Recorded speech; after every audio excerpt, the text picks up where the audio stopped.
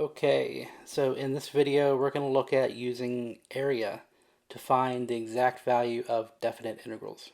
So the AP standard for this uses limits and sigma notation. We're going to spend a whole day in a few weeks looking at definite integrals as the limit of different sums. This says that the definite integral of a continuous function f over the interval from a to b is denoted by this. So that's the integral from a to b, f of x dx. That is the limit of Riemann sums as the widths of the subintervals approach 0. So in other words, the integral from a to b of f of x dx is equal to the limit as delta x goes to 0 of the sum of f of x times dx, where n is the number of subintervals, delta x is the width of the ith subinterval, and xi is a value in the ith subinterval. Really all this is saying, the smaller the widths of the rectangles get, the better the estimate of the Riemann sum will be.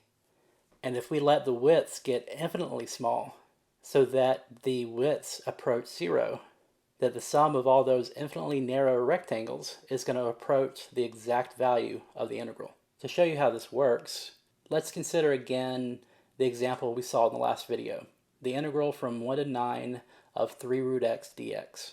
We're trying to estimate the area under the curve between x equals 1 and x equals 9. In this example you see here in Desmos, this is using a left Riemann sum with 4 subintervals. So notice all of this white space above the rectangles.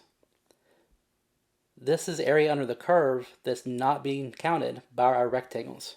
So the estimate we would get from this would be an underestimate. And the amount that is off from the exact value is the sum of that white space below the graph between x equals 1 and 9. But notice what happens whenever I increase the number of rectangles, that white space has been reduced. By increasing the number of rectangles, the width of each rectangle has gotten smaller.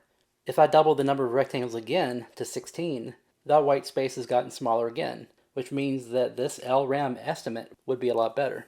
And here it is doubled again using 32 rectangles, and doubled again using 64 rectangles, and doubled again using 124 rectangles.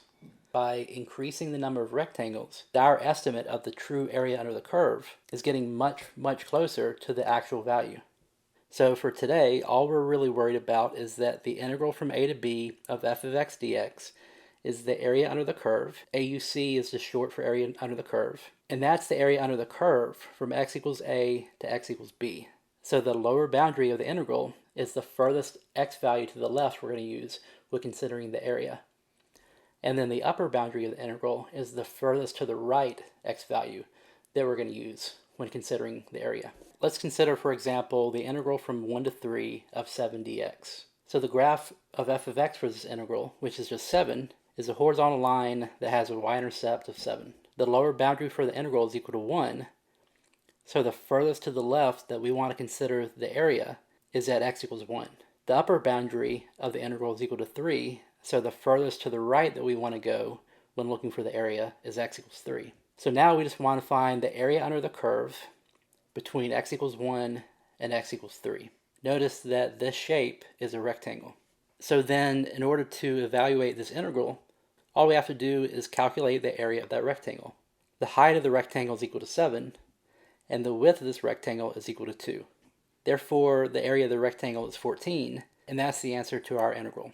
Alright, how about the integral from 0 to 4 of negative 2x plus 8 dx? Negative 2x plus 8 is the equation of a line. The y-intercept of that line is equal to 8, and the slope is negative 2. The lower boundary for the integral is 0. That would just be the y-axis. The upper boundary for the integral is equal to 4, and that just happens to be the x-intercept.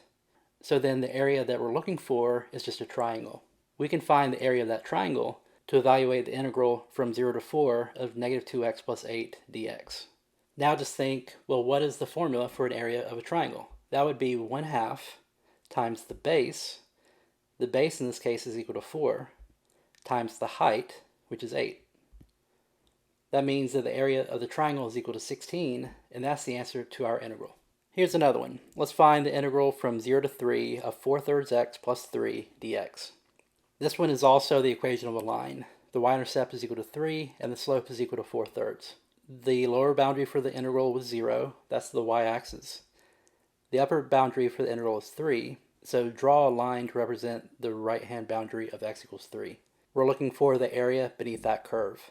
This is the shape of a trapezoid. So then to evaluate the integral from 0 to 3 of 4/3 x plus 3 dx, we can just find the area of that trapezoid. The b1 and b2 for this trapezoid is going to be the height on the left side of the trapezoid and the height on the right side of the trapezoid. The height on the left side is equal to 3. The height on the right side is equal to 7. And then the distance between b1 and b2, that's just equal to 3. So that gives us 3 plus 7, which would be 10, times 3 is 30, and then divided by 2. The area of the trapezoid is equal to 15, and then that would be the answer to the integral. All right, one more. Let's find the integral from -2 to 2 of the square root of 4 minus x squared dx. What shape is this the function for? If you answered a semicircle, then you would be right. This equation is the top half of a semicircle. If there were a negative in front of the square root, that would have been the bottom half of the semicircle. And if there were a plus and a minus sign in front of the square root, that would be the full circle. This is what the graph looks like. The radius is equal to 2. We're looking for the area under the curve between -2 and 2, which just so happens to be the x-intercepts for the semicircle. So then to evaluate this integral, we can just use the geometric area of a semicircle. So semicircle means that we're dealing with a half of a circle, and then the equation of a circle is pi r squared. In this case, r is just equal to 2. Therefore, we'd have 1/2 times 4 pi, which would simplify to 2 pi. So now you know how to find the exact area of a few different definite integrals using geometry. And you also know how to use a calculator to calculate the value of a definite integral. In the next video, we're going to look at a few properties for definite integrals before tying in what we know about antiderivatives to calculate definite integrals later on this week.